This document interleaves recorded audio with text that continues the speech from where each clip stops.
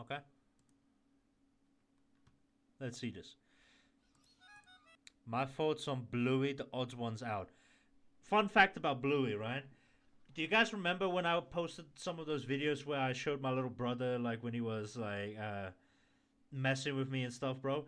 He watched Bluey non-stop, bro. Non-stop. Oh man. Oh, I see that one fish. Okay, okay. I can check that one after. Yeah, that was bro. So my goodness. Like bro, I've watched like the same couple episodes like 40 times. Uncle James, can we play Space Explorer? Shut up for a second. I'm watching this unnaturally charming preschool show. Why are you watching a show for babies? Okay, kid. This show is extremely sophisticated and can be enjoyed by both children and adults. So why don't you shut your ignorant mouth and find someone who actually loves you to play your silly little space game? Wow. Crikey, Bingo! You can't say that to your sister. You have to say nice things. Treat others how you want to be treated, mate. Oh, I really needed to hear that today. This episode of The Odd Ones Out is called... Are you familiar with the Australian animated preschool show Bluey? If your TikTok algorithm is anything like mine, you'll have seen a bunch of clips of this blue cartoon dog all over your For You page, paired with Subway Surfer highlights. Wow, TikTok, clips of a foreign preschool show? I thought you were supposed to cater to my interests. Let's read some of the comments on these Bluey TikToks, shall we? No shame, I'm a senior in high school, but I watch Bluey religiously, and this episode had me all in my feels. I'd say I had a good childhood, but I binged Bluey because adult life is so stressful and I'm sad, and it reminds me of a simpler time. Bluey is for everyone. I'm literally 27, and it's such a comfort show. Bluey is absolutely destroying me as a teenager who wishes he had this childhood. In my teen years and watching full episodes of Bluey. Watching Bluey high is such a fun time, dude. Huh. You know, to me, I'm just thinking out loud here, it seems like a lot of these comments weren't made by preschoolers. What's going on here? Now, if your brain is anything like mine, you'll be thinking, why is this show about Australian dogs? Well, my problem with it is it's like on the channel, like in this country where they played the same four effing episodes for 2 months straight, bro. Same four episodes the whole damn day. It was, oh my goodness, I hated it so much. So popular with adults who don't even have children. In fact, why does Bluey have over 5 billion views on TikTok, is searched more than Paw Patrol, Peppa Pig, and Cocomelon, and why is this episode number 8 in IMDb's highest rated episodes of all time? This phenomenon intrigued me. And I was also bullied by a large... No, I didn't like, I was forced to watch it because, friggin' my little brother wanted to watch it and my little sister. Number of people on my own team, and I was looking after them. So one day I sat down, put on the first episode, and I watched all 141 episodes. Hang on, James, 141, but there's only 129 on Disney Plus. Don't worry, my fellow obsessive Bluey fan. We're gonna talk about that later. I work in cartoons, and I've been to furry conventions, so Bluey has always been on my radar of shows I'm aware of. And just from the clips that I saw, I adored the art style, especially the backgrounds. So much so that my very own background team has studied and taken inspiration from Bluey's backgrounds. Here you can see my backgrounds taking on a more Bluey aesthetic. I mean, just look at the colors, especially their greens. Oh my god! Doesn't just looking at these backgrounds bring a smile to your face? While I was watching the first season, I realized, oh, okay, I see why this show is so popular. Because it's genuinely a good show. We've already established that the show is great to look at, but the voice acting, the sound design, and the music are equally as amazing, so it's also great to listen to. Okay. While most, if not all, other preschool shows will hire adults who can sound like toddlers, Bluey gets actual children to voice the actual child characters. It's smart. Somehow, every Australian toddler in Bluey can be so expressive and emotional. It's impressive that the show got such a talented cast of child actors who don't sound annoying to listen to. Or maybe it's just their Aussie accents that I like, I don't know. The characters have so much personality, and the comedic timing is something I've never seen before in a preschool show. I can't think of a single time Cocomelon has made me laugh this much, or even smile. The four main characters are Chili and Bandit, the parents, and Bluey and Bingo, the 6 and 4-year-old daughters. Yes, Bluey is a girl. You gotta catch up, dude. Come on, it's 2023. The show also does not hide the fact that it's Australian. It references multiple Australian locations and animals. They call flip-flops thongs, and they say things like, "Oh nor!" While some preschool shows focus on teaching kids numbers and letters, Bluey focuses on the relationship of the family and teaches its lessons through the make-pretend games that the family plays. And I want to emphasize how perfect these two parents are. These two are the most patient and emotionally aware parents I've seen ever. There are multiple times where the parents apologize to their kids for, frankly, not even doing anything wrong. The dad is like the most perfect dad role model. Bluey was the dad? No. Bingo was sad that dad didn't get to see the leaf bug outside. She was like, Daddy, come and see. Come here, Daddy. Quickly. But he was too busy playing with Bluey, you know, being a present father figure in her life. And at night, she's all boo-hoo about it, and he kneels down, gets to her level, and apologizes, explaining that he didn't hear her. Now, I don't have any kids, but if I spent my weekend running around with toddlers, and then right before bed, one of them said, "You didn't get to see the ladybug," I would say, "That's okay. I've already seen a ladybug. Good night." In one episode, Chicken Rat, Bingo lost her favorite toy, and Mom asks, "Well, where was the last place you had it?" The two retrace Bingo's steps, and through flashbacks, we see this bizarre day that Bluey and Bingo had. The very first flashback we see, Bluey and Bingo are cooking a chicken rat egg while wearing weird costumes. And through this creative backwards storytelling, we piece together what a chicken rat is and how the kids ended up in this situation. It's episodes like that which really make me appreciate the care that went into this show, and really sets Bluey apart from every other preschool show.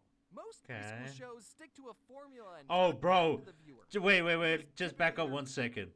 Because Show the shows again. This mother effing Paw Patrol and Bluey and Mr. Bean. My little brother and sister watched the same damn episodes the whole damn day, bro. Whole day. And freaking Baby Shark. They stick to a formula and talk down to the viewer, because typically their viewers are short. As a childless adult, I don't want to say, this show teaches you how to be a good parent, because I don't know how to be a good parent. But on paper, there are lessons in this show that are just as important for the parents to learn. So while watching season 1, I got a feel for the world and characters. I started to piece together, okay, this show is depicting perfect parents, it's well written and wholesome. Anyone, regardless of having kids, can enjoy the show. Is it tomorrow, Nora? Let's watch the rest, shall we? Season 2 and Season 3 is when things go from 100 to 1,000. This is when episodes cover deep and emotional topics that I think toddlers are too baby to understand. Let's see, there's the struggles of keeping romance in your relationship alive when you have 2 toddlers to look after, why taking time to play with your kids can have a ripple effect that lasts into adulthood, feeling inadequate as a mom, what it's like having a dad in the army, parents disagreeing on different parenting styles, moms getting tipsy, implied, dealing with infertility, abandonment, potentially a miscarriage, that one's still up in the air, and death. Wow, Actually, that one was in season 1. You can't even compare Bluey to other preschool shows. Like, what the was Dora the Explorer even doing? Was she even trying to entertain the adults who are also going to be watching her show? Dora had the same formula every episode, and there was a map who sang a song that was just repeating the same 3 words 14 times. Wow, he really doesn't like Dora. There's an episode where Chili is telling Bluey about how when she was a baby, she wasn't crawling or rolling over as fast as the other babies in her mom group, and she compared Bluey's developmental delay to the other babies and felt inadequate as a mother. And then this pink poodle comes to console her, looks directly into the camera and says, "You're doing great." I'm a he-him male with no kids, and I still get teary-eyed just thinking about that episode. People will tell you that Bluey is a kid's show that adults can enjoy too. No, that episode wasn't for the kids. It was directed at all the moms watching who are doubting their motherhood. When has Cocomelon ever done something like this? All the babies stop singing mid-nursery. The rhymes, only lift thing their I know about Cocomelon is literally like the little dingle. Cocomelon. That's all I know. into the camera and say, "Hey, Mom, just wanted to say you're doing a great job raising me. Keep up the good work." Like, no, that'll never happen. I'm still not done talking about how impressive the writing in Bluey is, okay? So please indulge me for a bit. I'm switching into video essay mode as we do a deep dive into the themes and symbolisms of one of my favorite Bluey episodes, Flat Pack.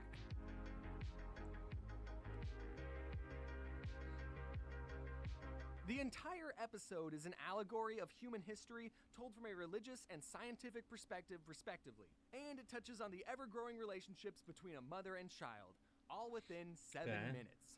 No, I'm not reading too deep into this. Let's begin. Bandit and Chili set out to build a new swing for their porch, and we get this great meta self-aware joke from Bandit when he complains about the instructions saying, "I'm not taking advice from a cartoon dog." Meanwhile, the girls play games with the leftover packing materials that are thrown into the yard by their parents.